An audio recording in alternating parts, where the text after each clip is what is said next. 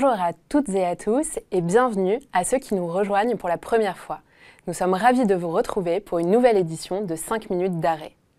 Données personnelles, procédures collectives et droit des sociétés, quelles sont les 3 décisions sélectionnées par la rédaction Droit des affaires pour ce mois de mai?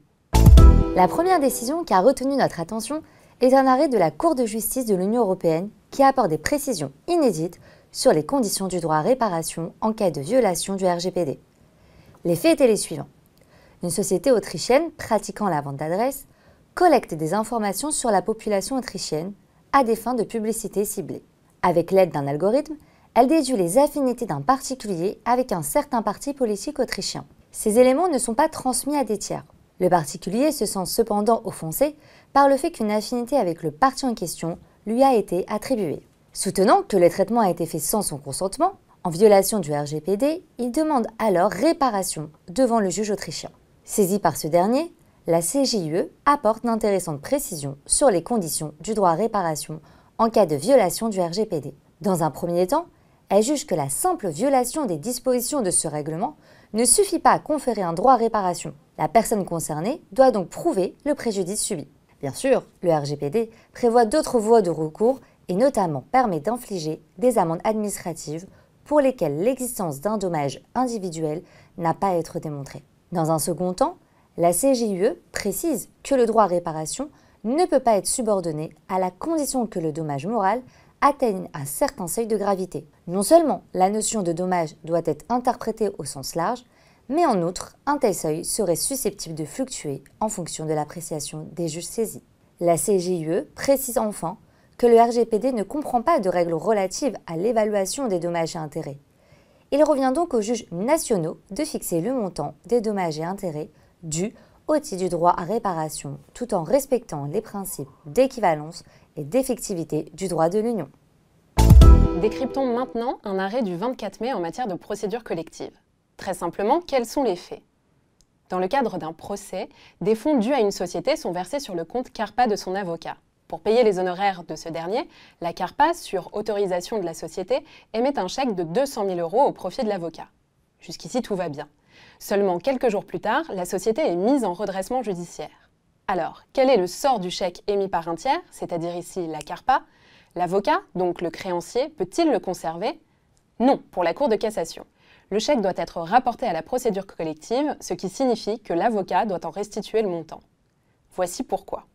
Un paiement par chèque émis par un tiers pour le compte du débiteur pendant la période suspecte, c'est-à-dire entre la date de cessation des paiements du débiteur et la date du redressement judiciaire, doit être rapporté à la procédure collective si les conditions suivantes sont remplies. D'une part, les fonds du débiteur doivent avoir constitué la contrepartie permettant l'émission du chèque, et d'autre part, il faut que le bénéficiaire du chèque ait connaissance de l'état de cessation des paiements. Alors, si on applique à l'espèce, les fonds déposés sur le compte de la CARPA étaient bien la propriété du débiteur et avaient bien servi au paiement des honoraires de l'avocat, et l'avocat connaissait la situation de la société. En d'autres termes, la solution interdit à un créancier de percevoir via un tiers, durant la période suspecte, un paiement effectué avec les fonds du débiteur, sauf s'il ignorait l'état de cessation des paiements de ce dernier.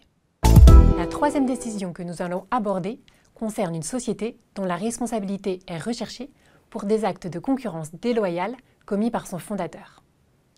Je vous explique. 2 anciens salariés créent une société concurrente de leur ancien employeur.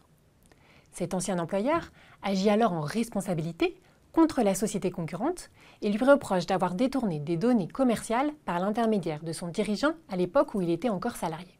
La Cour de cassation considère que les agissements fautifs de l'ancien salarié ne pouvaient pas engager la responsabilité de la société concurrente.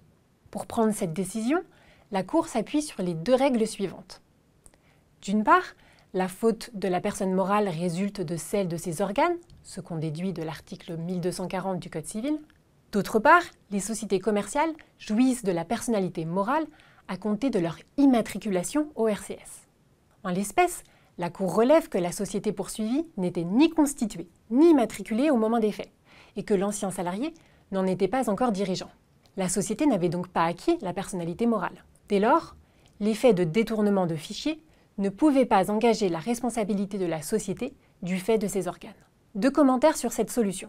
Premier point, la responsabilité personnelle de la société pourrait néanmoins être engagée s'il est établi qu'elle s'est rendue complice des agissements fautifs en s'appropriant ou en détenant les informations et en tirant profit, ce qui n'était pas démontré dans notre affaire. Second point, une société peut reprendre les actes pris pour son compte par ses fondateurs avant son immatriculation, en application de l'article L210-6 du Code de commerce. En l'espèce, la reprise n'était pas alléguée, probablement parce qu'il ressort de la jurisprudence que le mécanisme de la reprise est limité aux seuls engagements contractuels et ne s'applique pas aux obligations nées de faits délictuels ou quasi-délictuels, tels que des actes de concurrence déloyale. Merci pour votre écoute. On se retrouve le mois prochain pour une nouvelle édition de 5 minutes en droit des affaires.